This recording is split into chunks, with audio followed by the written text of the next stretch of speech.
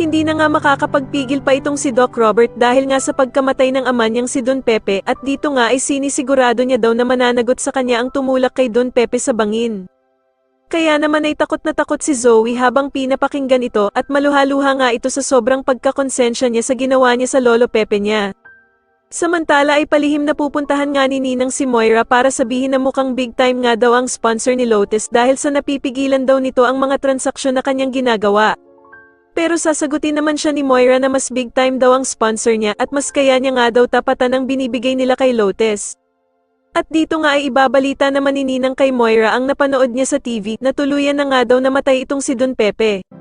Kaya naman ay parang baliw na matutuwa na naman nga itong si Moira habang nasa loob ng selda.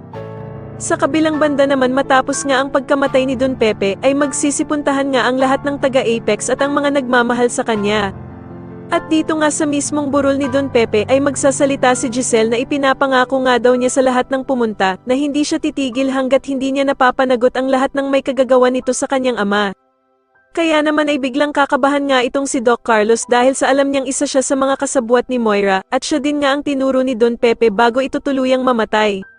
Samantala ay ikakagulat ni Doc Carlos ang biglang pagpunta ng kanyang ex-wife na si Irene Benitez sa burol ni Don Pepe at dito nga ay parang demonyong bubulungan nga niya si Doc Carlos tungkol kila Lynette at Doc Robert. Kaya naman ay biglang magagalit nga ang mukha ni Doc Carlos dahil sa makikita niya ang pag-akbay ni Lynette sa nagluluksang si Doc Robert.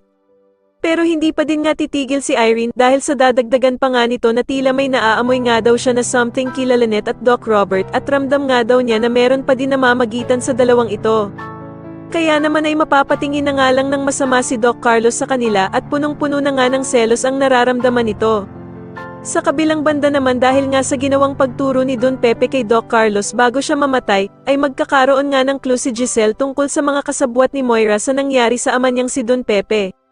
Sa tingin niyo umamin na nga kaya si Zoe kay Doc Robert dahil sa sobrang konsensya na nararamdaman niya, mas lalo na nga talagang nagiging exciting ang mga susunod na kaganapan kaya naman ay mas lalo pa nating abangan ang mas lalong gumigandang abot kamay na pangarap. Maraming salamat po sa inyong panonood at sana po ay masubscribe niyo ako. Maraming salamat po.